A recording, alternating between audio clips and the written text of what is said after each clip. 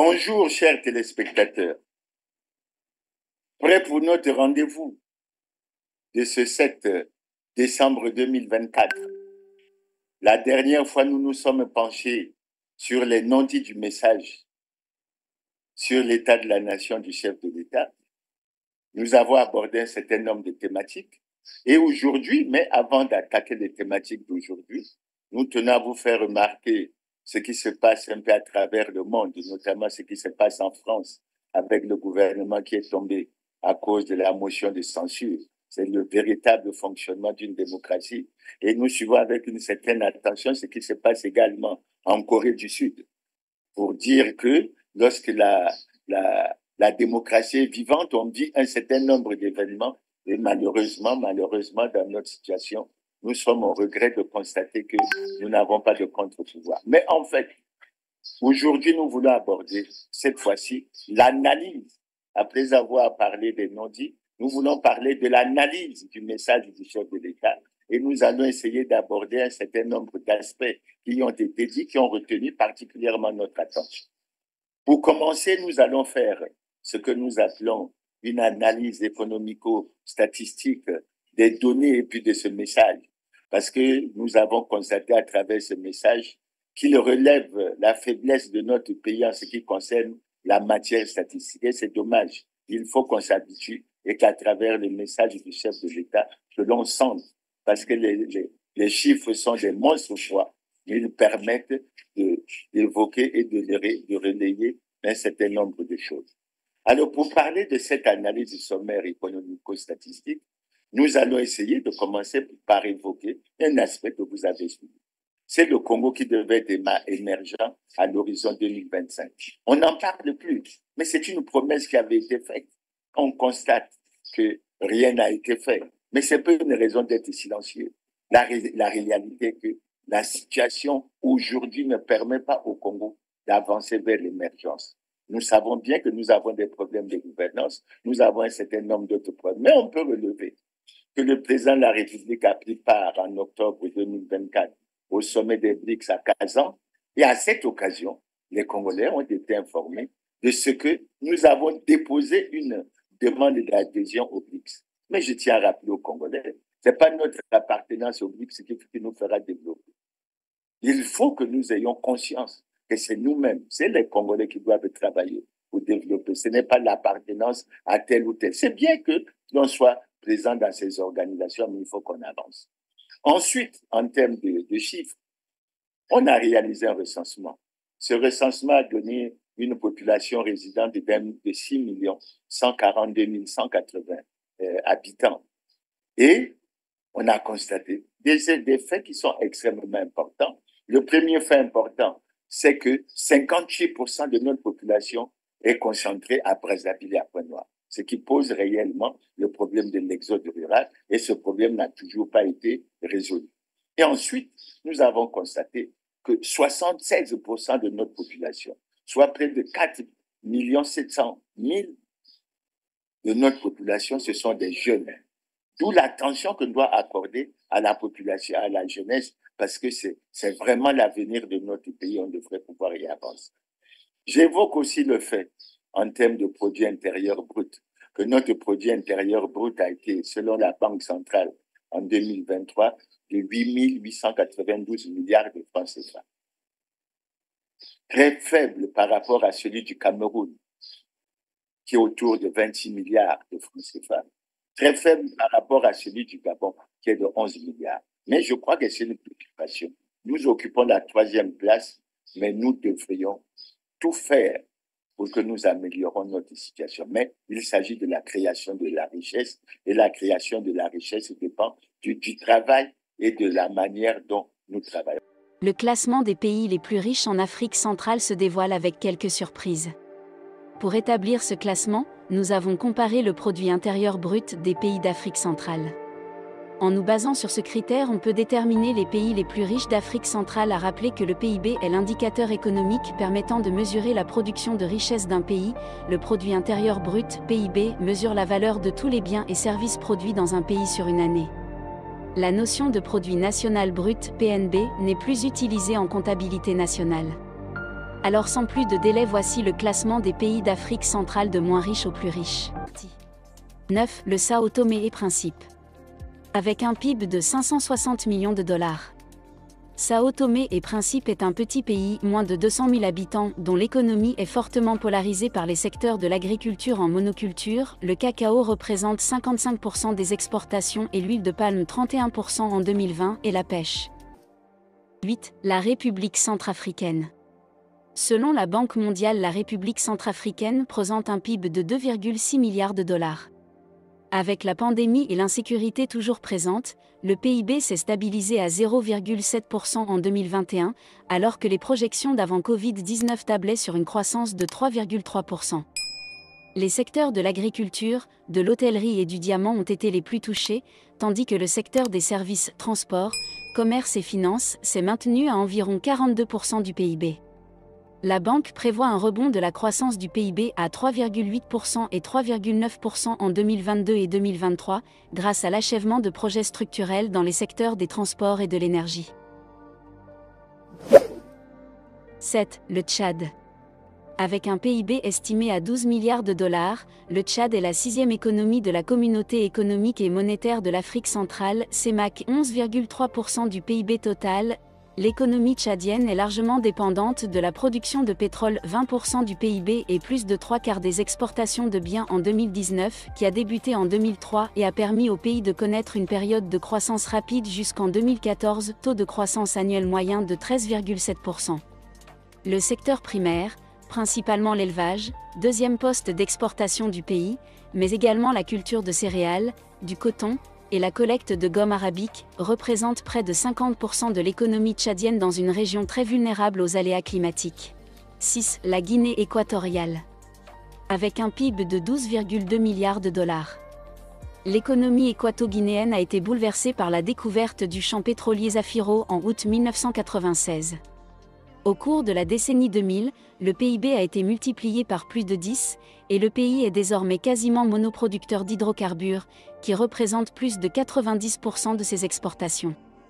Cependant, la production pétrolière a entamé un déclin qui devrait se poursuivre graduellement à moyen terme, les principaux champs étant matures. Si les conséquences sur les marchés internationaux de la guerre en Ukraine favorisent nettement les exportations pétrolières et gazières du pays, celle-ci aura cependant un impact sur l'inflation qui devrait atteindre 4% cette année. 5. Le Congo-Brazzaville.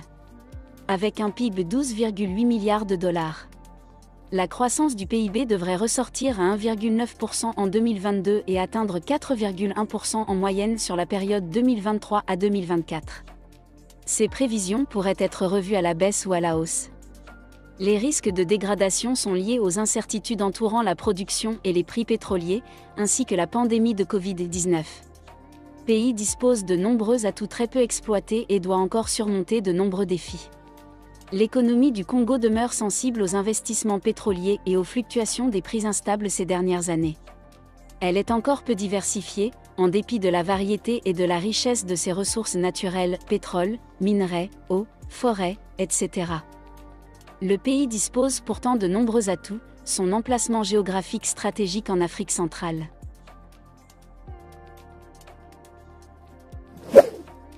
4. Le Gabon. Avec un produit intérieur brut de 22 milliards de dollars.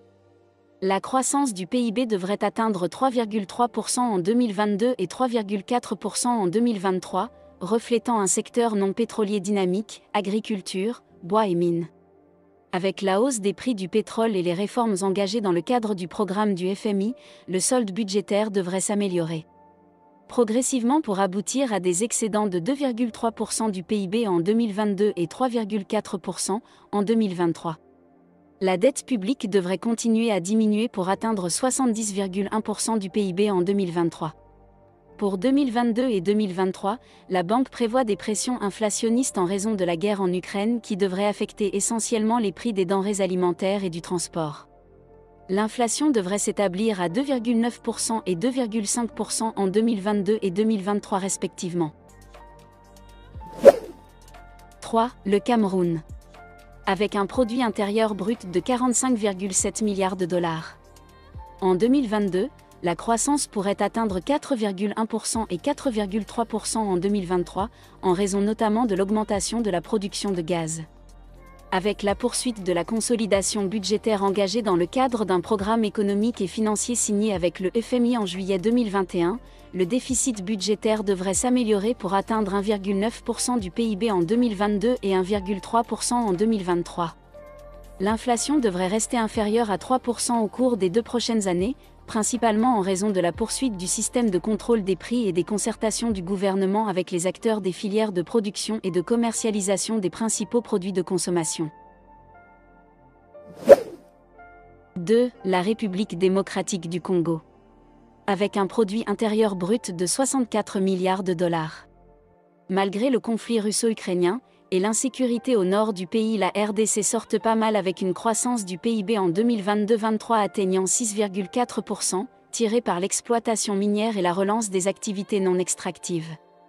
Les investissements prioritaires devraient continuer à soutenir la demande interne.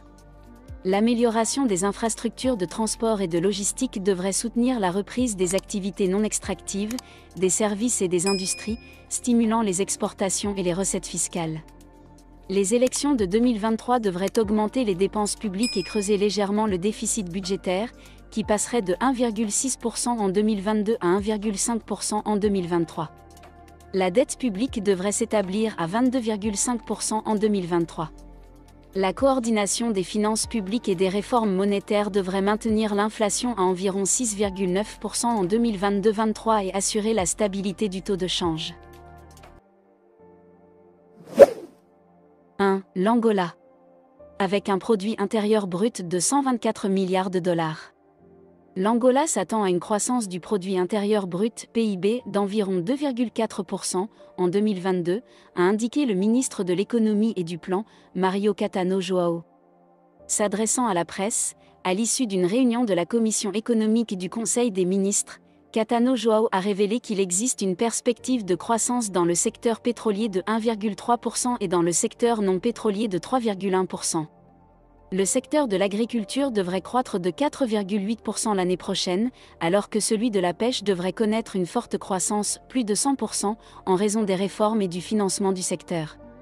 La question de la stabilisation de la production pétrolière reste cependant essentielle, alors que les recettes pétrolières représentent 95% des exportations, le tiers du PIB et près de 60% des recettes de l'État. Il n'est pas certain que le volume de 1,2 million de barils par jour, cible des autorités, puisse être atteint et maintenu. La question du rythme de la diversification économique est clé pour faire diminuer le chômage et améliorer le pouvoir d'achat, alors que l'inflation se situait encore à 24,4% en mai 2022, en baisse depuis les 27% du mois de janvier. Maintenant, une autre indication extrêmement importante qui est liée justement au produit intérieur brut. Notre taux de croissance en 2024 sera probablement de 3,3%. On s'en réjouit, on parle de la reprise de la croissance économique, etc. La question, qui profite de cette croissance économique? Une petite minorité, parce que la grande majorité de la population vit dans une misère à la fois indescriptible et intolérable. Mais lorsqu'on regarde, il y a une très mauvaise répartition de la richesse nationale. Et je vais vous en donner un exemple très simple. Le Premier ministre congolais gagne 25 millions. Ça correspond à peu près à 833 333 francs par jour. Et ça correspond à peu près à 35 000 francs par heure. Prenons le SMIC, il a 70 400. Ça veut dire que par jour, ça correspond à peu près à 2 350 francs. Et si je prends l'heure, évidemment, vous vous rendez compte qu'on est autour de 100 francs par heure, ce qui évidemment montre le contraste frappant.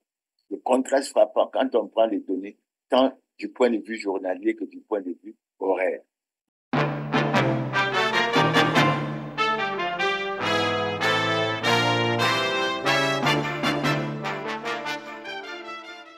Donc là aussi, nous avons un certain nombre de problèmes. Notre inflation est de 4%. Elle est forte.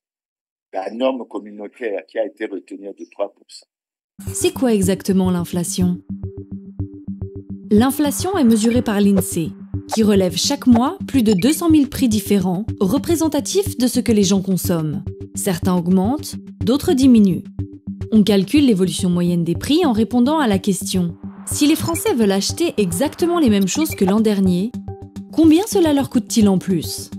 L'augmentation mesurée en pourcentage, c'est l'inflation. Qu'est-ce qui cause l'inflation ? Pour causer une forte inflation, il faut un élément déclencheur.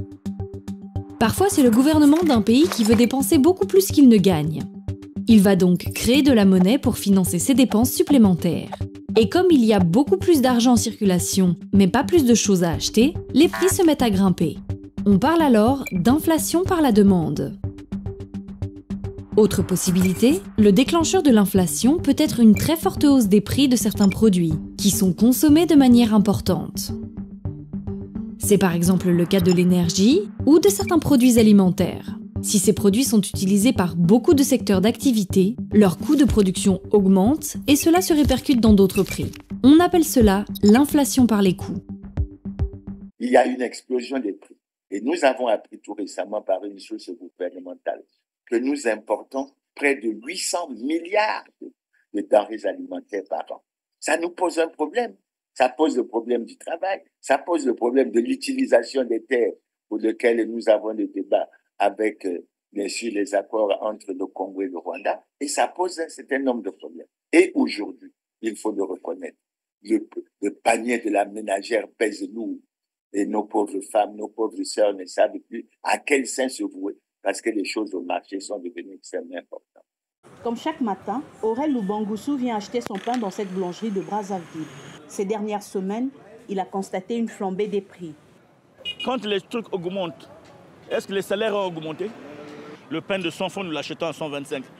Celui de 150, nous l'achetons à 175. Ça dépend de la personne qui vend parfois à 200. En République du Congo, le prix du pain est fixé par le gouvernement. Officiellement, il n'a pas augmenté. Mais en réalité, beaucoup de commerçants vendent plus cher leurs produits.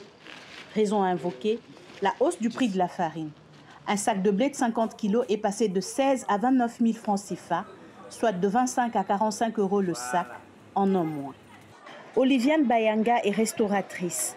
Au marché où elle s'approvisionne, elle fait le même constat. Les prix de presque toutes les denrées des bases ont augmenté et le client en fait les frais dans son assiette.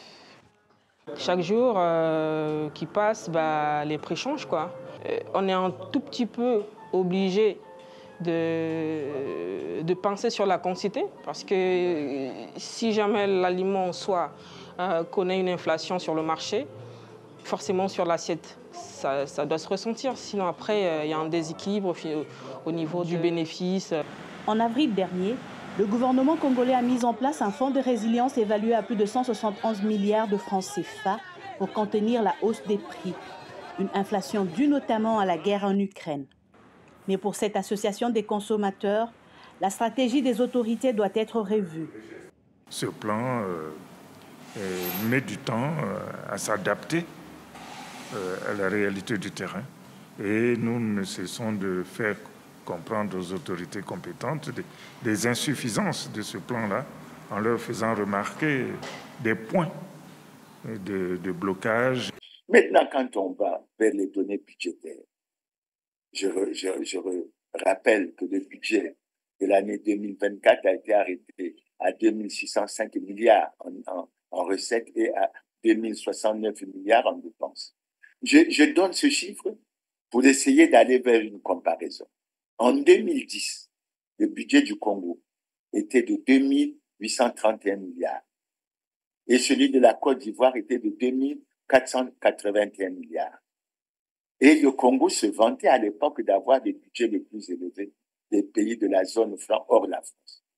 Mais en 2024, vous avez vu le budget du Congo, 2605 milliards en recettes.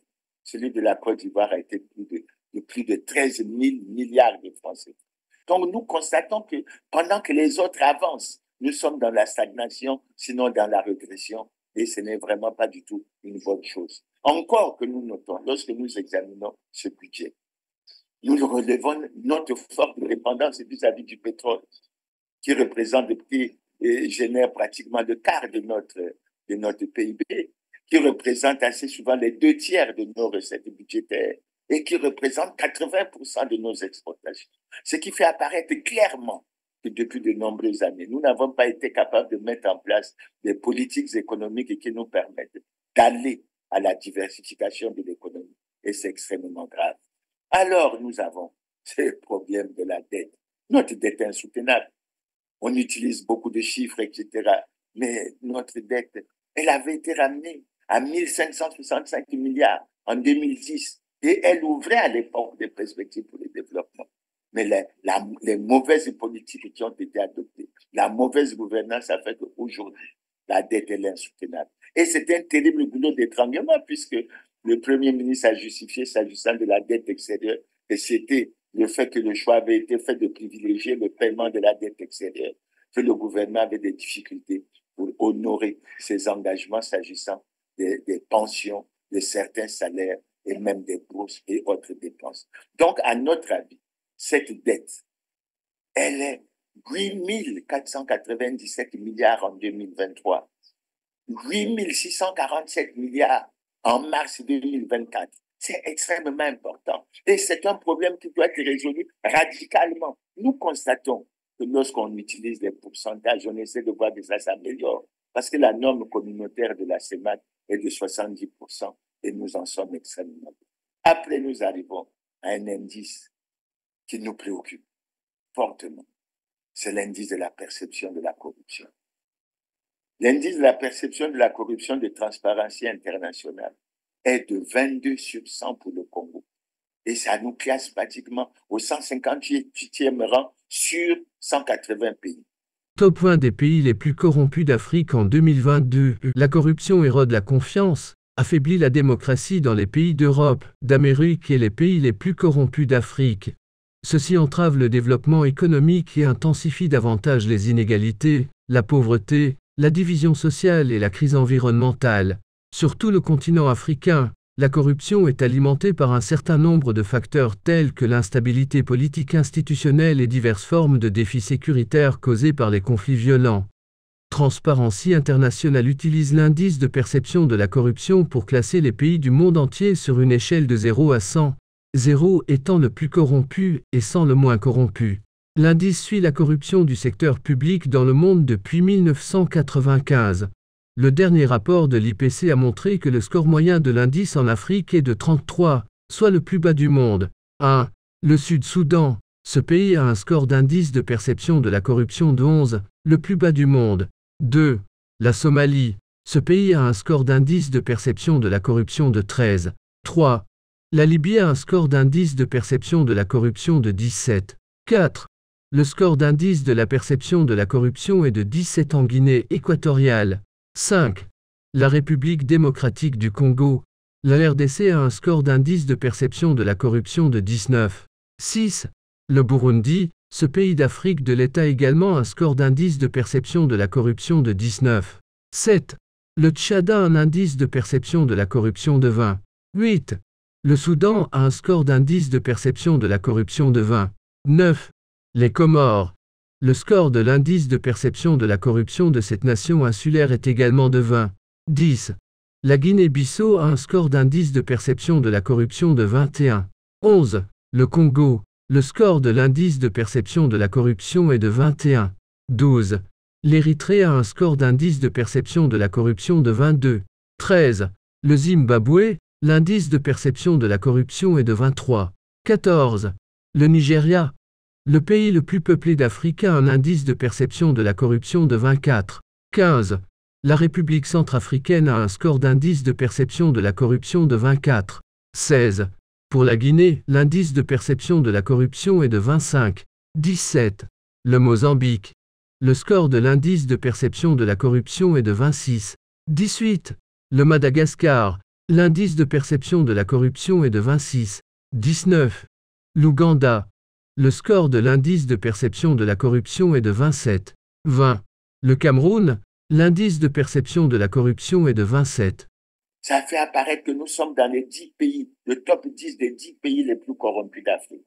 Ce qui veut dire que ce problème de corruption doit être pris à bras le corps. Et nous constatons à travers de nombreuses années que rien, absolument rien n'est fait.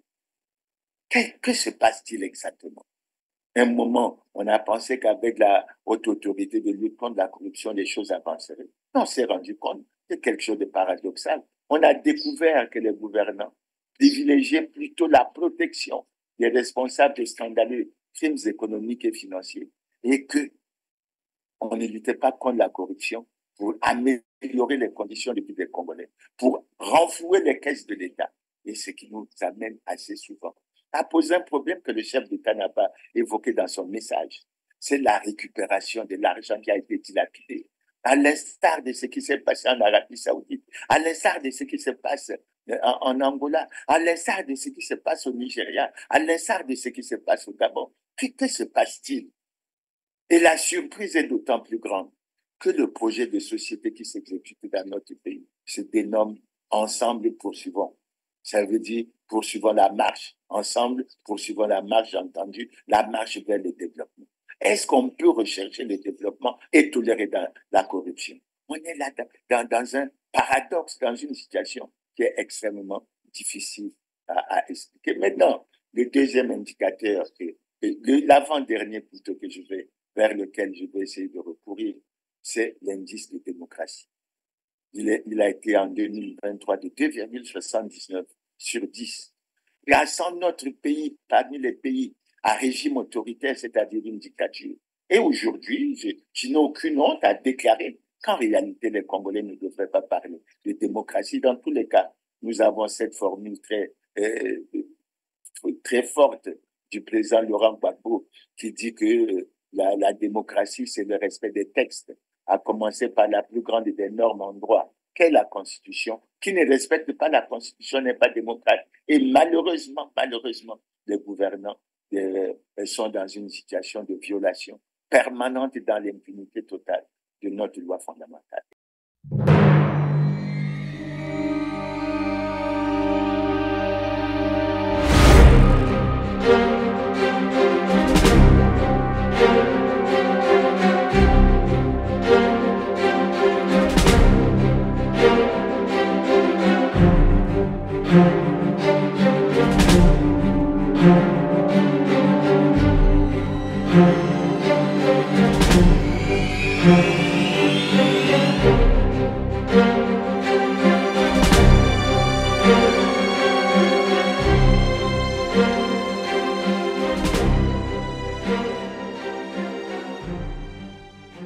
Et le dernier auquel je vais faire allusion, c'est un indice Mo Ibrahim qui a été publié tout récemment concernant la gouvernance globale.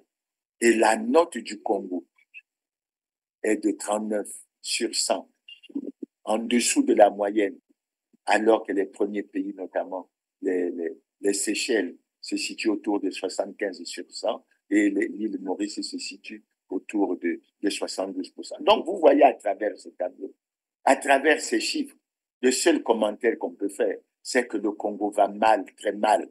Et il faut que les gouvernants en prennent conscience. Il faut qu'on réalise que les politiques économiques et financières et autres qui ont été mises en place ne nous ont pas permis de suivre la voie du progrès et d'aller vers l'amélioration des conditions de vie des Congolais. Mais au-delà de ça, nous allons aborder les autres aspects, notamment qui ont été abordés dans le fameux message.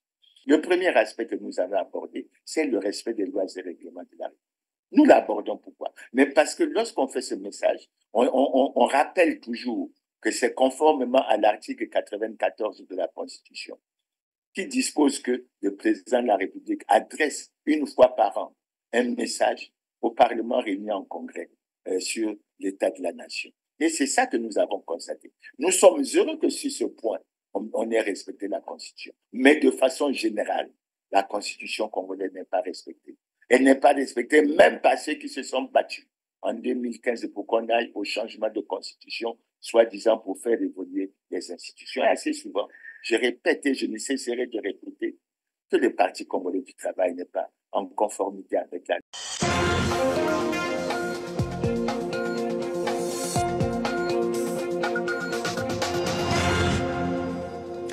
Bienvenue pour un nouveau Journal Afrique sur...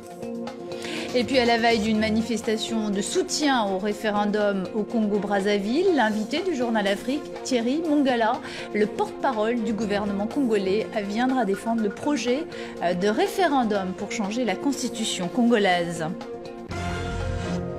Cela fait des semaines que le mot un référendum était dans tous les esprits au Congo-Brazzaville. Depuis l'annonce mardi de la date de ce référendum, le 25 octobre prochain, eh bien, il est désormais sur toutes les lèvres. Avec nous, Thierry Mongala, vous êtes le porte-parole du gouvernement congolais. Bienvenue, Mbotenayo, comme on dit. Alors, le président congolais a annoncé que le référendum en vue d'un changement de la Constitution aura lieu le 25 octobre. L'annonce est intervenue le 5 octobre. 20 jours pour préparer un référendum aussi crucial, c'est raisonnable? Bon, d'abord, c'est la loi congolaise, la loi électorale, que ce soit pour l'élection présidentielle comme pour toutes les élections. Mais c'est court tout de même. Mais c'est la loi, c'est court, mais c'est la loi. La loi, c'est 14 jours de campagne électorale, c'est la loi électorale. Deuxièmement, ce débat ne tombe pas comme ça, comme un coup de tonnerre dans un ciel complètement dégagé.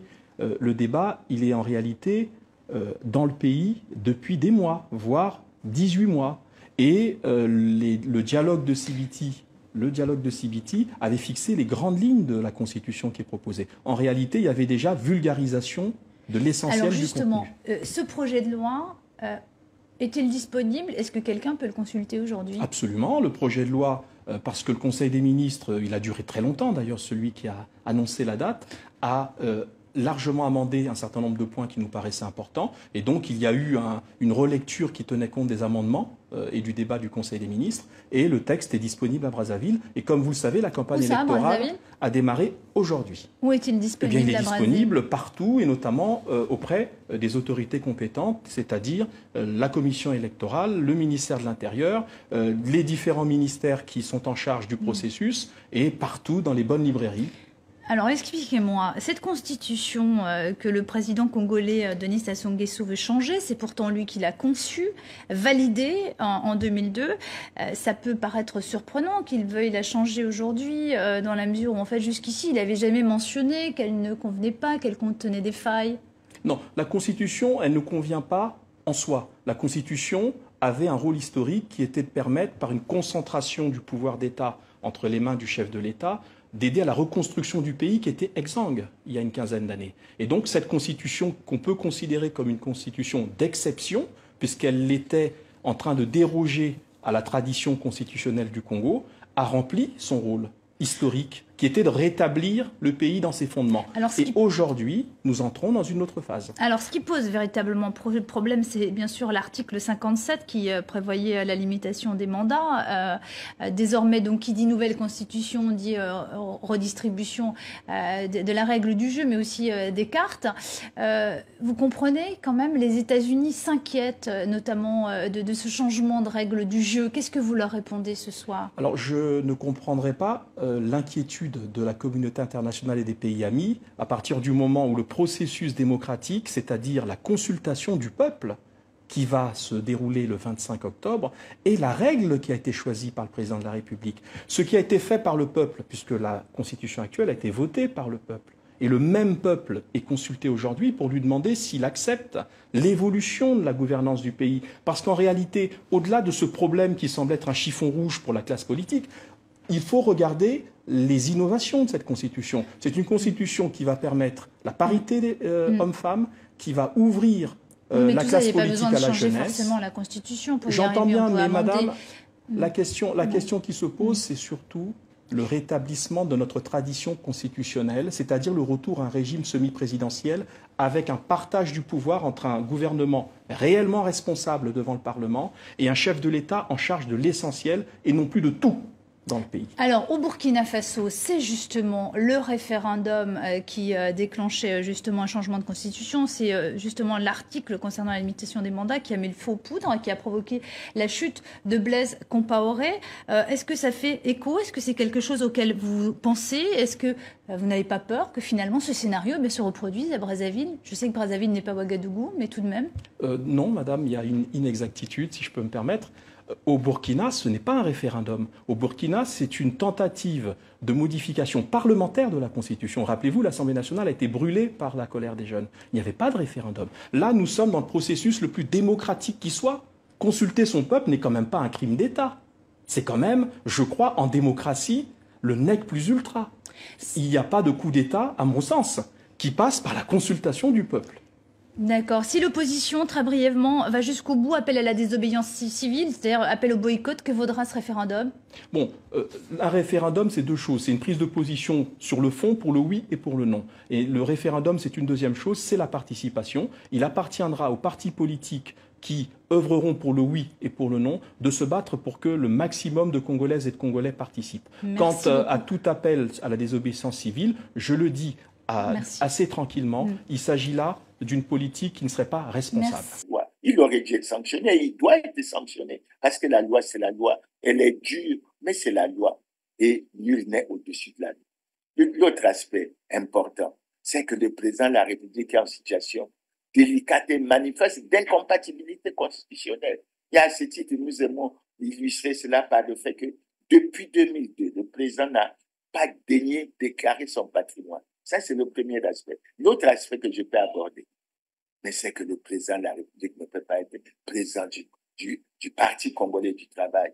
C'est en violation flagrante de l'alinéa 2 de l'article 80 de la Constitution, qui dit clairement que le mandat du président de la République est incompatible avec toutes les responsabilités au sein d'un parti politique. Voilà donc la situation en ce qui concerne le respect des lois et règlements de la République. Et nous constatons, nous pouvons le dire clairement, en ce qui concerne cet aspect, le Congo n'est pas en conformité. Et en réalité, nous sommes non pas dans une démocratie, mais dans une démocrature. Et on s'efforce à présenter, à expliquer aux gens que nous sommes en démocratie, ce qui n'est pas du tout acceptable et ce qui n'est pas du tout intéressant.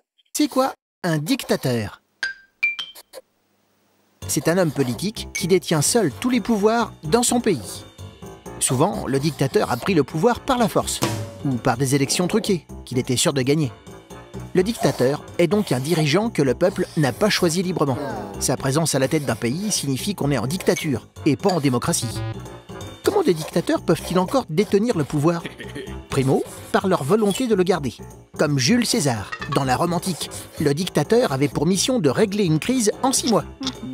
Quand Jules César fut nommé, il s'octroya un mandat de 10 ans, puis de dictateur à vie. Deuxièmement, par la peur qu'ils font régner. C'est très efficace, mais parfois, ça ne suffit pas à les protéger. Au printemps 2011, les manifestants tunisiens et égyptiens, au péril de leur vie, ont réussi à chasser les dictateurs de leur pays. Ces histoires aident à voir ce qu'est un dictateur. Une personne qui chérit le pouvoir au point de le voler, puis de ne plus vouloir le céder. C'est pourquoi il n'y a pas de bons dictateurs. Même si certains dictateurs disent pourtant agir dans l'intérêt du peuple, selon des convictions religieuses ou politiques. En réalité, ils se servent d'idées extrémistes comme prétexte pour réduire les libertés, dont celle de les critiquer. Dans le film Le Dictateur, Chaplin décrit les comportements ridicules des dictateurs Hitler et Mussolini. Il dit la nécessité de s'en moquer pour les dénoncer et le bonheur de vivre dans une démocratie. Le deuxième aspect que nous avons abordé, c'est l'aspect de la jeunesse, qui a été abordé sous l'angle de l'année 2024, qui a été déclarée année de la jeunesse. Je n'ai jamais partagé cette vision. Pourquoi? Mais parce que statistiquement, on sait que 76% de la population, c'est la jeunesse, c'est les jeunes. Ça veut dire que chaque fois que nous appliquerons dans notre pays des politiques appropriées, des bonnes politiques, sociales, économiques, financières, culturelles et autres, nous travaillons pour la jeunesse. Surtout que les jeunes ont pour principale aspiration la santé, l'éducation, l'emploi, la paix, la sécurité et autres aspects. Mais un point a attiré notre attention dans ce message, c'est le fait qu'on nous ait demandé, nous autres les aînés, d'accompagner les jeunes pour les aimer, pour les amener à s'imprégner des drames qu'on a eus dans le pays, afin qu'ils puissent adopter des attitudes, des comportements qui sont propices à la consolidation de la paix. Nous nous sommes demandé, mais qu'est-ce qui se passe exactement? Quel est le problème en réalité qui se pose au niveau du Congo? Maintenant, c'est les dirigeants, les gouvernants qui posent ce problème, qui doivent dire et qui doivent savoir que les Congolais veulent de la paix. On a subi tellement de perturbations dans ce pays dans les années 90. On a subi tellement les effets néfastes de la guerre de 97 qu'aujourd'hui nous souhaitons, et c'est là que nous posons le problème aux gouvernants. C'est malheureux que les gouvernants n'aient jamais saisi l'occasion d'appliquer les articles 227 et 228 par lesquels la Constitution instituait le Conseil national de dialogue, qui était un organe de réconciliation, d'apaisement et de recherche de consensus entre les forces vives de la nation. Il faut dire là aussi que c'est une violation de la Constitution parce que depuis 2015, ce Conseil national de dialogue n'a jamais été formellement mis en place. Maintenant, le troisième aspect, nous allons assez souvent y revenir, les accords avec le Rwanda. Et à travers les déclarations du chef de l'État, nous nous rendons bien compte que le chef de l'État n'est pas en harmonie avec les Congolais. Les Congolais ont dit de façon claire non à la vente des terres, non à la cession des terres sous quelque forme que ce soit au Rwandais, oui à l'annulation pure et simple de ces accords. 12 000 hectares de terres agricoles vont être mis à la disposition du Rwanda dans 3 départements de la République du Congo. C'est l'une des principales résolutions prises en vertu des accords conclus entre les deux États au terme de la visite officielle du président rwandais Paul Kagame et ses ministres des Affaires étrangères et des Finances du 11 au 13 avril 2022 en terre congolaise. Le leitmotiv de la visite de Kagame au Congo, c'est pour venir justement signer ces accords. On parle de la cession de pratiquement 12 000 hectares de terre, mais aussi surtout le contrat qui est, n'est-ce pas, attribué au holding Crystal Venture. Et on parle quand même de plus de 110 milliards de francs CFA qui sont versés par Kigali pour donc racheter les zones industrielles de Maluku. La République du Congo compte 10 à 12 millions de terres arables, dont moins de 5% sont exploitées pour une agriculture vivrière. Par ailleurs, les deux chefs d'État ont assisté aux signatures de 2 accords, 3 protocoles, 2 mémorandums d'entente et une convention de concession dans le domaine agricole. Les attentes, le Rwanda voudrait bien capitaliser cette expansion et ce hub qu'il vient de créer au Congo-Brazzaville. Je vous rappelle que la seule ambassade qui existe pour beaucoup de pays en Afrique centrale, en dehors de Kinshasa, c'est Brazzaville. Donc Kagame est un peu stratégique, a compris que le Congo peut être le hub à partir duquel il peut mener ses affaires en direction de l'Afrique centrale, mais aussi, pourquoi pas, de l'Afrique tout entière. Paul Kagame et Denis Sassou Nguesso ont demandé à leurs gouvernements respectifs de s'activer à l'élaboration des plans d'action pour débuter l'exécution des accords qui ont été conclus. Mais nous constatons, notamment dans la grande interview que le président a accordée au journal Jeune Afrique et dans son message sur l'état de la nation, que le président n'est pas en harmonie avec la volonté de la population. Alors, qu'est-ce qu'on fait? Qu'est-ce qu'on fait? Et moi, je dis, puisque assez souvent le président parle soit de manipulation politicienne, soit de polémique politicienne, soit de rwandophobie. Mais je dis au président de la République, j'ai ici le texte sous mes yeux et je vais essayer de lire ce que le Premier ministre a déclaré devant le Sénat le 21 juillet 2024. Lorsqu'une question lui a été posée par un sénateur, qui lui a posé la question de savoir, mais vous communiquez, mais après votre communication, le peuple n'est pas convaincu. Ça veut dire que les populations ont rejeté violemment ces accords. Et le Premier ministre a dit ceci. Et je vais lire le texte qui est transcrit. Vous dites, malgré les explications, le peuple n'est pas convaincu. Le peuple dont vous êtes les représentants n'est pas convaincu. Alors, qui donc n'est pas convaincu? Le représentant du peuple ou le peuple qu'on représente? Alors, qui doit aller expliquer au peuple dont vous êtes les mandataires? Ce n'est pas le gouvernement en tout cas. Vénérable président, veuillez m'excuser. Un seul parlementaire a eu le courage de prendre position et d'expliquer la situation à ses mandants, à ses électeurs. Un seul sur les questions qui sont connues de tous. Un seul a eu le courage d'affronter ses mandants pour dire « Oh, ce ne sont pas des accords illégaux. » Il s'appelle Pascal Satima Diala. Et cela, nous le portons à la connaissance du président de la République, parce que c'est un parlementaire sûr les 223 parlementaires, c'est-à-dire les 151 députés et les 72, dont la majorité est composée des parlementaires du Parti congolais. C'est pour ça que nous exhortons le président de la République à prendre acte de la volonté du peuple congolais et à faire en sorte que nous allions à l'annulation de ces accords. Et il n'est pas intéressant que nous soyons toujours et toujours à couteau tiré sur ce genre de problème. Maintenant, après avoir évoqué le problème des accords entre le Congo et le Rwanda, je viens à ce que j'appelle l'aveu. Je dis l'aveu du président de la République. Pourquoi? Mais parce que non seulement le président de la République a dit qu'il nous faut une justice impartiale, qu'il nous faut un contrôle d'État performant pour garantir la qualité du service public et pour nous aider à lutter efficacement contre la corruption et les autres antivaleurs. Ce qui veut dire que jusqu'à présent, on ne lutte pas efficacement. Mais comment espérons-nous nous développer si nous ne luttons pas contre la corruption, contre les antivaleurs, la corruption étant considérée de façon générale comme le cancer de l'économie, c'est-à-dire un véritable frein au développement. Et le chef de l'État a eu à le relever à plusieurs reprises. Et maintenant, l'aveu a consisté en quoi? Mais l'aveu a consisté à ce que le président nous livre une information que nous considérons comme capitale, à savoir que le recensement biométrique au niveau des universités de Brazzaville a révélé que pour payer les bourses chaque année, il fallait 3 milliards de francs CFA. Mais en fait, on exigeait 9 milliards. Et il s'est demandé si les 6 milliards s'étaient dissipés. Mais monsieur le président, là, on tient à vous rappeler que le 14 août 2009, c'est vous qui avez déclaré que vous ne surprendrez personne en affirmant que malgré les efforts multiples, le Congo n'est pas, hélas, exempt de corruption, de fraude, de concussion, de détournement de deniers publics et de tout acte autant répréhensible que néfaste au bonheur, à la réalisation du bonheur collectif.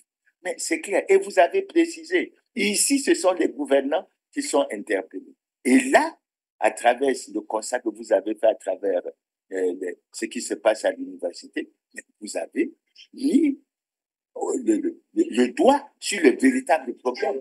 Mais ce qui a surpris les Congolais, c'est qu'au-delà de ce constat, mais il n'y a pas de mesure. On ne sent pas, tout comme vous avez fait la déclaration le 14 août, on ne sent pas la ferme volonté d'anéantir ces fléaux qui ne nous permettront pas de nous développer. Et comment on fait? Mais lorsque on essaie de faire l'analyse, selon les indications que nous avons, les bourses des étudiants ne sont pas payées depuis 2018. Ça veut dire que la situation que le président évoque est antérieure à 2018. Et la question que les Congolais se posent, mais c'est que ça a commencé quand? Ça a commencé quand? Et ça veut dire que pendant toute cette période, la période d'avant 2018, les 6 milliards, il faut les multiplier par le nombre d'années concernées pour trouver le manque à gagner pour l'État. Et à partir de 2018, si les 9 milliards ont été décaissés, mais ça veut dire que c'est les 9 milliards qui ont été détournés ou qui ont été volés.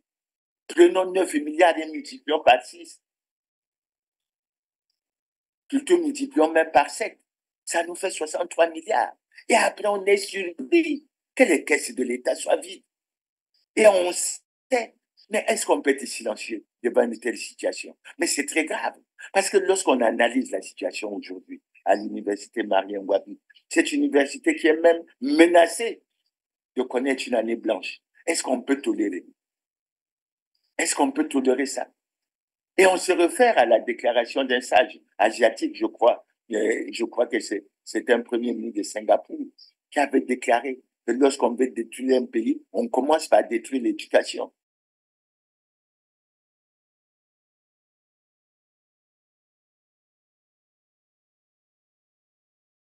Est-ce que c'est ça la philosophie? Est-ce que nous en avons besoin? Est-ce qu'on se rend compte du mal qu'on fait au pays, du mal qu'on fait à la jeunesse? Et c'est là où j'en viens. Après, on vient dire 2024, année de la jeunesse. Mais si 2024 est l'année de la jeunesse, non seulement il faut que cet argent soit récupéré, non seulement il faut que les dispositions pour le paiement régulier de la bourse soient faites, mais ensuite, il faut qu'on explique à ces jeunes où sont passés les 14 000 milliards. La déclaration sur cette somme a été faite par le président de la République en 2006, il y a 18 ans. Où sont passés les 14 000 milliards? Et nous continuons. Lorsque le président continue son constat, il touche aux établissements à budget de transfert. Et il continue. Il touche aux faussaires, il touche aux agents fictifs. Mais nous voulons dire au président qu'en 2017, un scandale a éclaté à la présidence de la République sur les agents fictifs. Et on avait dénombré en 2017, au niveau de la présidence de la République, 826 conseillers attachés et autres fictifs. Essayons de calculer la somme correspondante. Et qu'est-ce qu'on a fait? Mais si on a découvert ça à la présidence de la République, aujourd'hui, le commun des Congolais pense que ce vol, cette stratégie mise en place pour appauvrir l'État, mais concerne pratiquement toutes les institutions de la République et même toutes les administrations. Où voulons-nous amener le Congo? Et comment après, on peut parler de patriotisme? Et comment on peut faire que la justice ne prenne pas à bras le corps ce problème? En tout cas, en ce qui concerne que ce soit les établissements à budget de transfert, que ce soit l'université, que ce soit autre, les Congolais attendent la traduction devant les tribunaux, devant la justice, des responsables des scandaleux crimes économiques et financiers. Et si on commence par l'université, nous osons espérer que ça va toucher les 14 000 milliards, que ça va toucher les malversations financières au fonds de soutien à l'agriculture, que ça va toucher les 9 milliards détournés au niveau de la crève, que ça va toucher le Figagate, que ça va toucher les 160. Mais comment? Et après, on vient et on demande le patriotisme au niveau des Congolais. La question qu'on peut poser au gouvernement, est-ce que vous êtes des patriotes? Est-ce que vous aimez ce pays? Pourquoi vous choisissez de l'appauvrir? Et quand vous l'appauvrissez, comme dans les révélations sur les Panama Papers, cet argent, vous le déposez dans les comptes à l'étranger, dans les paradis fiscaux. C'est-à-dire que vous contribuez à développer d'autres pays et à appauvrir le vôtre. Est-ce que c'est patriotique? Toutes les informations qui seront livrées donneront lieu à des enquêtes des services fiscaux et à des procédures judiciaires. Nous avons voulu, la France, depuis plusieurs années, être à l'avant-garde des mouvements au niveau international pour plus de transparence, pour moins d'optimisation fiscale et pour la lutte contre le blanchiment. Et nous voyons qu'à mesure que nous avançons, que nous signons un certain nombre de conventions, il y a la possibilité de connaître davantage. Nous voulons même, au plan législatif, ça va être l'objet d'un texte qui va venir très prochainement au Parlement, montrer que sur la transparence, la lutte contre la corruption, la France peut là aussi prendre un temps d'avance, y compris pour protéger les lanceurs d'alerte. C'est grâce à un lanceur d'alerte que nous avons maintenant ces informations. Ces lanceurs d'alerte font un travail utile pour la communauté internationale. Ils prennent des risques. Ils doivent donc être protégés. Mais ce que je peux vous assurer, c'est qu'à mesure que les informations seront connues, toutes les enquêtes seront diligentées, toutes les procédures seront instruites et les procès éventuellement auront lieu. Vous savez que depuis plusieurs années, nous menons cette lutte contre la fraude fiscale. Rien que pour l'année 2015, 20 milliards d'euros ont été notifiés à ceux qui avaient fraudé pour que des sommes équivalentes soient récupérées. Sur ces 20 milliards, nous avons déjà repris 12 milliards d'euros. Alors si je puis dire, c'est une bonne nouvelle que nous ayons connaissance de ces révélations, parce que ça va nous faire encore des rentrées fiscales de la part de ceux qui ont fraudé. Donc je remercie les lanceurs d'alerte, je remercie la presse qui s'est mobilisée, et je ne doute pas que nos enquêteurs sont tout à fait prêts à étudier ces sujets, ces dossiers et ces cas pour le bien d'abord de ce qu'on peut penser être la morale, et aussi pour le bien de nos finances publiques. Est-ce que c'est l'amour du pays? Moi, je dis non. Je dis non. Mais cette fois-ci, nous exhortons le président de la République à prendre à bras le corps. Je pensais même que lorsque le président a fait ce message, que le procureur de la République qui nous avait montré un très bel exemple en 2017, après la déclaration que le président avait faite sur les sommes importantes qui avaient été débloquées au niveau de l'agriculture, mais que le procureur de la République allait déjà s'auto-saisir de ce dossier. Qu'est-ce qui se passe? Pourquoi a-t-on choisi de protéger les responsables des scandales et crimes économiques et financiers? Ne sait-on pas qu'en le faisant, on plonge les Congolais dans la misère, on plonge les étudiants dans la pauvreté, on est même en train de détruire l'avenir des étudiants, c'est-à-dire qu'on détruit l'avenir du Congo. Et ce n'est pas sérieux, parce qu'avec les nombreuses sommes, non seulement que vous gagnez, mais que les gouvernants détournent en plus, ils placent leurs enfants, non pas dans les écoles au Congo, mais ils les placent dans les structures les mieux adaptées, les réputées au plan mondial, parce qu'ils ont l'argent pour faire face à ça. Mais ceux qui sont au Congo ont besoin de cette modestie. C'est pour ça que nous attirons l'attention et nous disons, il faut que les gouvernants arrêtent. À la conférence nationale, nous en tenions chant lorsqu'on arrivait à cette affaire de scandales économiques et financiers. Chaque fois qu'il y avait quelqu'un qui passait, on chantait Bongo, Bongo et Bima.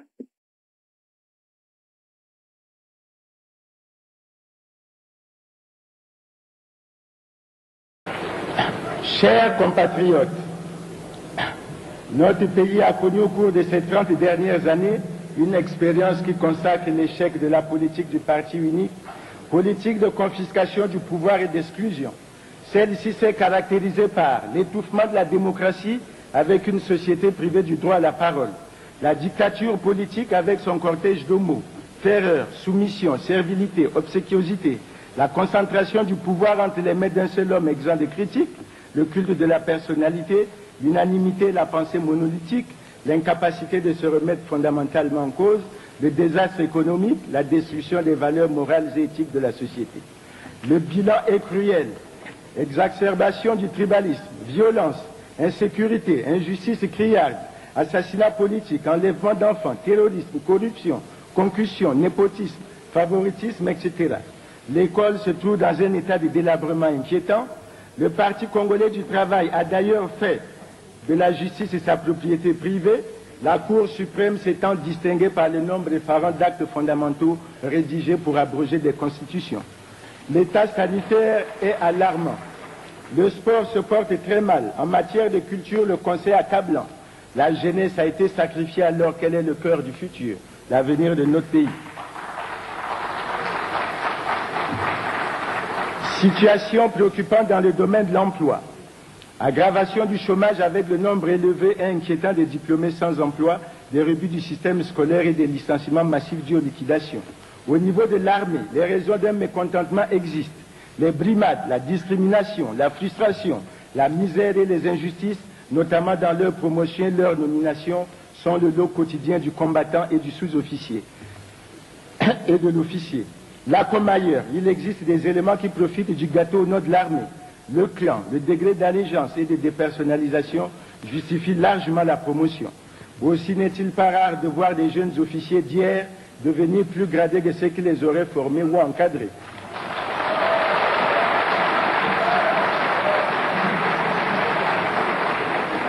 L'économie s'est effondrée. Elle se caractérise principalement par des taux de croissance très faibles, un endettement excessif, la détérioration des équilibres macroéconomiques, le marasme du secteur d'État, le déclin du secteur productif, la baisse du pouvoir d'achat, la détérioration des conditions de vie, surtout du paysan qui s'appauvrit davantage.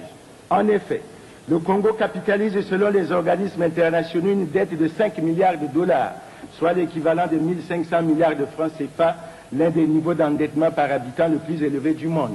Quelle catastrophe! Aujourd'hui, nous ne pouvons nous en sortir si le problème de la dette n'est pas réglé.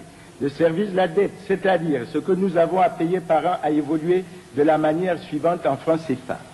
288 millions en 1965, 625 millions en 1970, 3 milliards 800 millions en 1975, 8 milliards en 1979, 18 milliards en 1980 et 176 milliards en 1985, année d'adoption du plan d'ajustement structurel. Comme on le constate, de 79 à 85, ce service aura augmenté de 2200%. Comment comprendre cette évolution? Comme on peut le constater, cette dette qui s'auto-reproduit compromet nos chances de développement futur.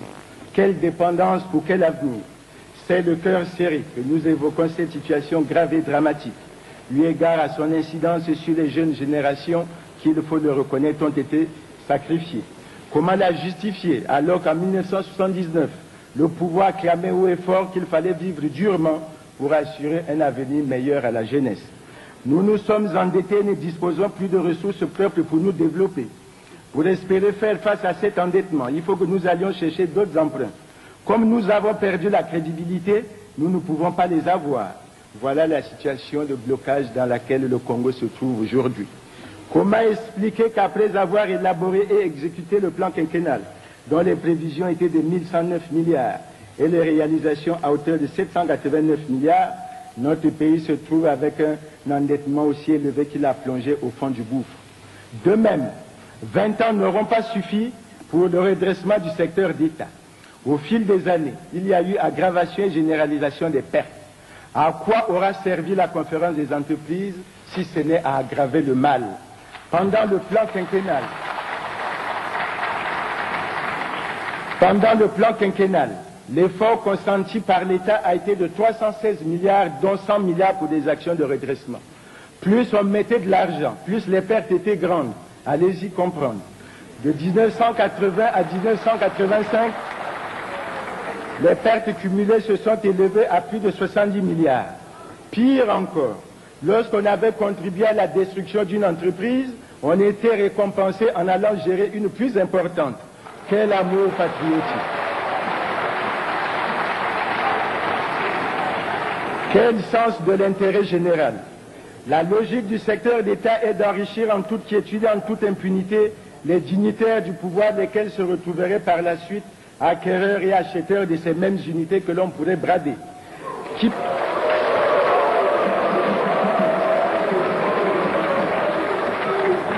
peut être surpris alors de l'attitude des travailleurs de ces entreprises qui, sidérés par des pratiques désuètes et vivant dans l'angoisse de perdre leur emploi, réagissent en fermant les bureaux de leurs directeurs? En somme, ils sont obligés de se faire justice.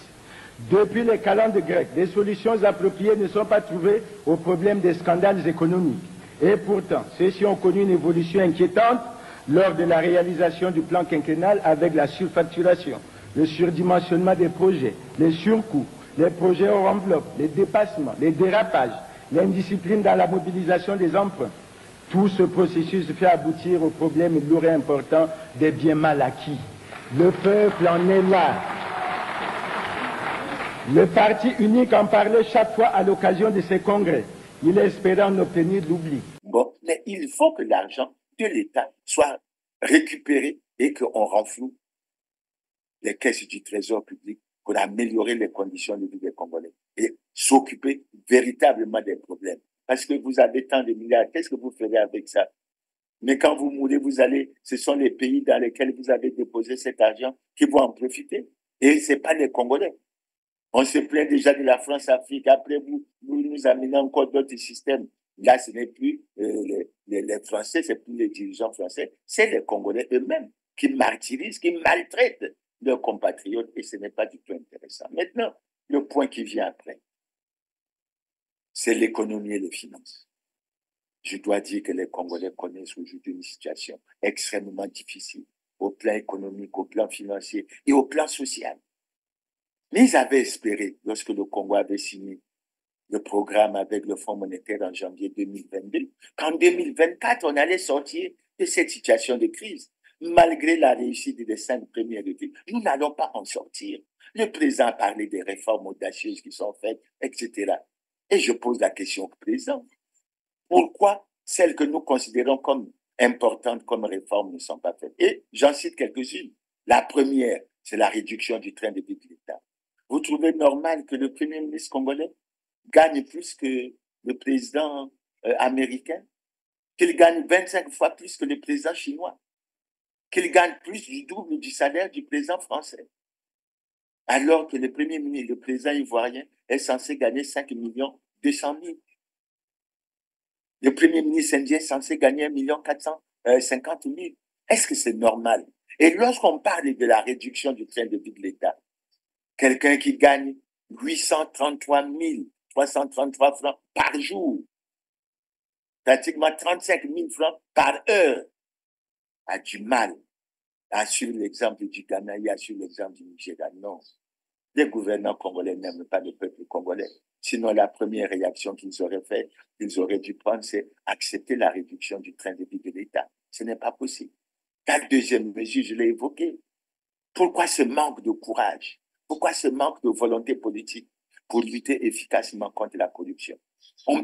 Les Congolais pensent aujourd'hui, et on vous le dit franchement, c'est parce que c'est les gouvernants eux-mêmes qui sont impliqués dans ces scandales. Dans tous les cas, quand on prend un scandale comme celui des révélations faites par les Panama Papers, mais l'essentiel de ceux qui sont pris dans ces scandales, mais ce sont les membres du gouvernement, ce sont les membres du comité central, ce sont les membres du bureau politique. Et pourtant, je me rappelle de la déclaration des membres du bureau politique du PCT à une époque qui avait accordé une interview au journal Polélé et qui avait dit, dès qu'un membre du Parti congolais du travail sera mis en cause dans ces affaires, le PCT sera le premier à le dénoncer et à prendre les dispositions pour qu'il soit traduit en justice. Qu'est-ce qui se passe? Pourquoi jusqu'à présent, on ne le fait pas? Pourquoi jusqu'à présent, on ne le fait pas? Le troisième aspect que je vais aborder, mais écoutez, ce qu'on découvre au niveau de l'université fait comprendre clairement aux Congolais la problématique des surcoûts, des surfacturations. Et nous avions déjà l'exemple de l'université Denis Sassou Nguesso, dont le coût était estimé à 241 milliards de francs, alors que la deuxième université de Dakar n'avait coûté que 65 milliards. Donc, à tous les niveaux, agents fictifs, surfacturation, surcoût, qu'est-ce qui se passe exactement? Est-ce que les gouvernants n'en ont pas assez d'avoir suffisamment appauvri l'État et de s'être terriblement enrichi? Ce n'est pas du tout sérieux. Un autre aspect que j'évoque, mais c'est le manque de la déclaration du patrimoine, qui est un aspect important au niveau de la transparence et de la gouvernance. C'est même un aspect constitutionnel.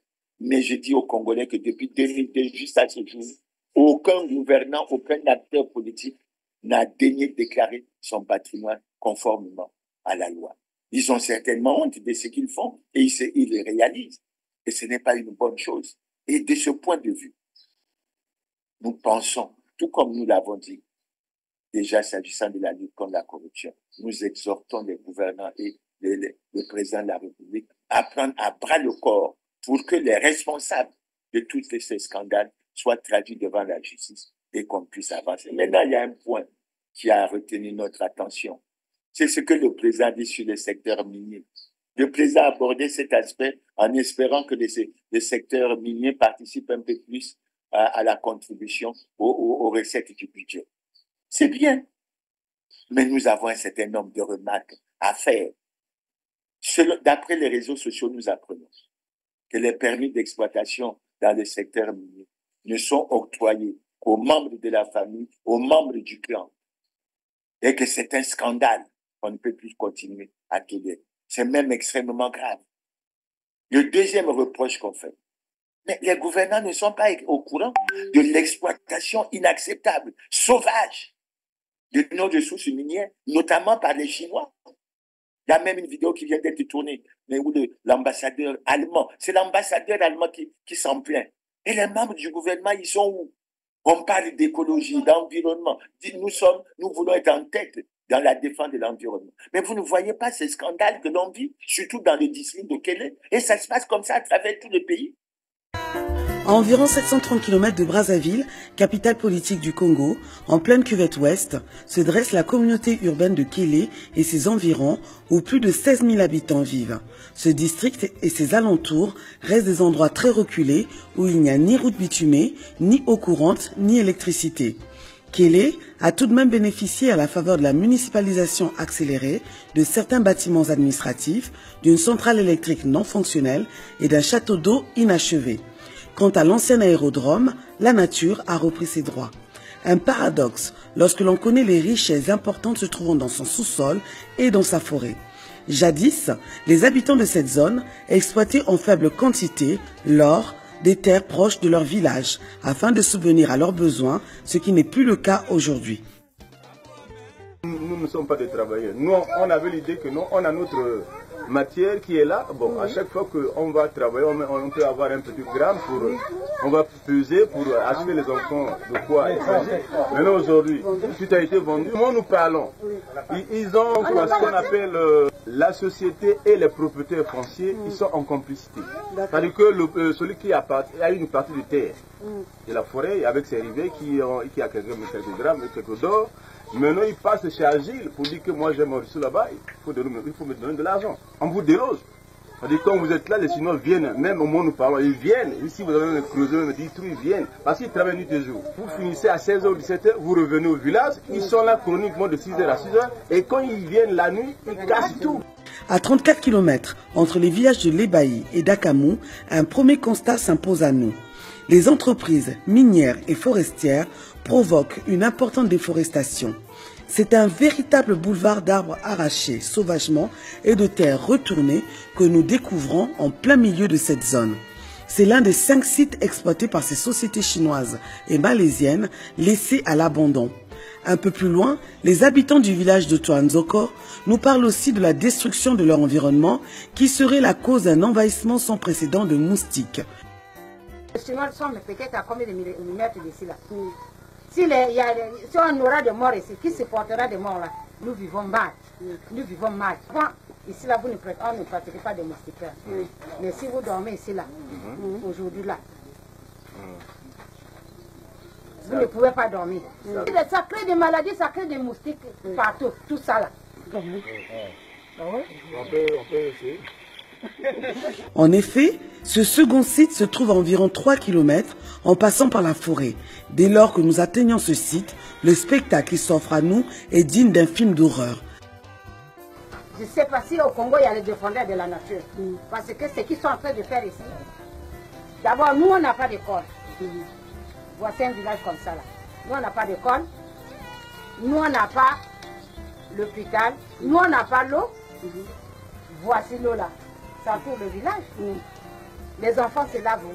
Les enfants traînent tout le long de cette rivière-là. Ils respectent vraiment la nature. On en a marre de tout ça là. Ce n'est pas du tout normal.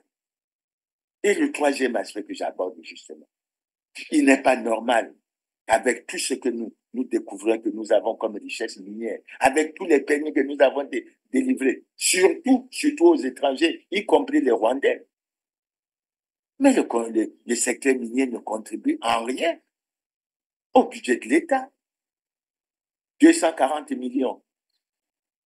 240 millions dans le budget de l'année 2024. Et il semble que pour l'année 2025, on prévoit 500 millions. Mais c'est très en deçà. L'argent, il va où? Évidemment, entre les poches des dignitaires. Et il est bon, s'agissant de ce secteur, que l'on passe à réaliser un audit extrêmement sérieux pour que le point soit fait, pour que les Congolais soient fixés et qu'on n'ait pas du tout de problème. Maintenant, le dernier point que je vais aborder, je vais essayer, c'est les proverbes qui ont été utilisés qui illustrent la sagesse. Et les jeunes ont découvert à travers ces proverbes, notamment celui qui parle de la pluie en liaison avec la panthère, que quelle que soit la force de la pluie, elle n'enlèvera jamais les taches ou quoi de la panthère, ou bien le vent qui, quelle que soit sa force, ne va pas tordre les rayons du soleil. L'interprétation que beaucoup de Congolais en ont faite est claire. C'est le problème fondamental de la conservation du pouvoir qui est posé. Et les Congolais regardent. Mais ce problème, il y a la tradition et il y a la modernité. Aujourd'hui, dans le cadre de la gouvernance de notre pays, mais nous avons des lois et règlements de la République et nous avons une constitution. Cette constitution est claire. Et je vois les gens qui s'agitent pour dire le président Sassou va être candidat, etc., que la constitution le lui permet. Oui, Colline Makosso l'a dit en juin 2023 à Paris. Il a redit en janvier 2024 en présentant le président Sassou comme un homme présidentiel. Mais ce que Colline Makosso n'a pas dit, c'est que le président de la République du Congo ne peut pas être président du Parti congolais du travail. Et ça, c'est connu. Ce que Colline Makosso n'a pas dit, c'est qu'il y a un article 50 de notre Constitution qui dit que tout citoyen a le devoir de se conformer à la Constitution, aux lois et règlements de la République. Et alors, le président de la République depuis 2002, n'a pas daigné déclarer son patrimoine. D'abord conformément à l'article 48 de la Constitution du 20 janvier 2002, et ensuite par rapport à l'article 55. Donc, ce n'est pas avec les Congolais que le problème de la conservation du pouvoir se pose, au-delà du débat que je connais, parce que j'appuie fortement la déclaration faite par le président guinéen à l'une des assemblées générales des Nations Unies, à savoir que le putschisme, ce n'est pas seulement celui qui prend une arme pour déposer un régime, que les putschistes les plus nombreux sont ceux qui tripatouillent les constitutions pour demeurer éternellement au pouvoir, qui changent les règles en cours du jeu pour rester au pouvoir. Et ce n'est pas normal. L'alternance est un des éléments fondamentaux. Regardez aux États-Unis, demandez-les de 4 ans une fois renouvelable. Regardez au Ghana. Donc, et lorsque on commence à parler en ayant dans l'esprit les aspects de la violence, etc., les Congolais disent « nous avons trop souffert ». Ils se rappellent même de la confusion qu'il y a eu dans ce pays, dans l'interprétation de l'article 75 de la Constitution du 15 janvier 1992, du 15 mars 1992, sous le président Pascal Lissouba. Et nous savons où ça nous a entraînés. Donc nous disons sur ces questions, moi, je m'accroche au droit et je suis non pas pour la force du droit. Non, le droit de la force, je ne suis pas pour le droit de la force, mais je suis pour la force du droit. Et je maintiens. Et je dis, c'est moi qui assume que le président de la République s'efforce à être conforme à la loi, c'est-à-dire qu'il s'efforce à faire ses déclarations de patrimoine comme prévu, qu'il s'efforce à ne pas être présent du Parti congolais du travail et qu'il s'efforce de façon générale à respecter le serment qu'il a prêté, de respecter et de faire respecter la Constitution, de garantir la paix et la justice à tous. Ce n'est pas ce que nous vivons. Quand nous parlons des crimes économiques et financiers, nous constatons que les gouvernants protègent les responsables des scandales de crimes économiques et financiers. Donc voilà, chers téléspectateurs, les réactions que nous avons jugé bon d'avoir, s'agissant de ce discours, il y a certainement d'autres aspects, il y a certainement beaucoup de choses qui peuvent être dites, mais nous allons conclure en disant une chose simple. Le gouvernant, et particulièrement le président de la République, Monsieur le Président, nous avons bien retenu votre message. Nous avons été préoccupés par les aspects où vous parlez de la violence, où vous nous demandez d'accompagner les jeunes, pour que les jeunes également se tirent les leçons de ça, pour qu'on aille tous à la consolidation de la paix. Mais pour qu'on aille à la paix, il faut qu'on respecte les lois et règlements de la République. Pour qu'on aille à la paix, il faut que le pays soit géré selon les règles de la bonne gouvernance et de la transparence. Pour qu'on ait la paix, il faut qu'on considère que tous les citoyens sont égaux devant la loi et que personne ne doit être avantagé ou privilégié par rapport à sa condition familiale, sa condition ethnique, etc. Voilà ce qu'il faut. Aujourd'hui, nous parlons où il y a en perspective la tenue de l'élection de mars 2026. Nous demandons au gouvernement d'être conforme à la loi. Et c'est pour ça qu'une fois de plus, nous disons au président de la République que la loi, c'est la loi. La loi est dure, mais c'est la loi. Elle s'applique à tous dans toute sa rigueur. Nul n'est au-dessus de la loi. C'est pour ça qu'une fois de plus, nous disons au président de la République que le Parti congolais du travail dont il est le président n'est pas en conformité avec la loi. Et que les lois et règlements de la République qui ont été votés par un Parlement majoritairement composé par les membres du PCT ont prévu des sanctions. Le Parti congolais du travail doit être sanctionné. Et s'il est sanctionné conformément à la loi, Monsieur le Président de la République, tout tombe. C'est-à-dire que le Sénat tombe, l'Assemblée nationale tombe. Et c'est aux Congolais de tirer les leçons et les conséquences. Nous n'avons pas le droit de retomber dans ce qu'on a appelé hier la bêtise humaine. Il faut tourner cette page. Il faut que nous allions vers les voies qui nous amènent au dialogue.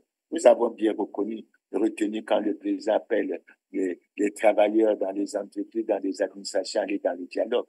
Mais il y a un hic qui manque.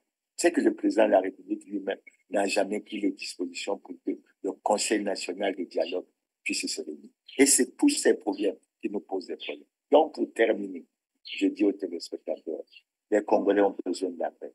En même temps que nous cheminons vers l'élection, il faut que les dispositions soient prises pour que les conditions de paix soient instaurées et restaurées dans le pays. Il ne faut pas parler de la paix le jour et quand on tourne le dos, essayer d'aller chercher les armes. Surtout que nous savons qu'il y a dans le pays ce que certains appellent des écuries, c'est-à-dire des armes qui sont amassées quelque part. Pour faire quoi? Pour tuer. Nous avons tué dans la guerre dite de 5 juin 1997 plus de 400 000 Congolais. Ça en est trop. Et quand on regarde notre passé, je ferai allusion à ce que Jean-Pierre Tzister a déclaré à si haute voix. Plus jamais ça, plus jamais ça, plus jamais ça. Donc, chers téléspectateurs, c'est sûr, c'est mieux. Après vous avoir remercié pour votre aimable attention, je vous remercie et je vous quitte en vous donnant rendez-vous pour le samedi. Je crois qu'on sera le samedi 14 décembre 2024 et je pense qu'à cette occasion, nous aurons un bon sujet sur lequel nous nous penchons. Donc, merci et à bientôt pour votre aimable attention et à la prochaine.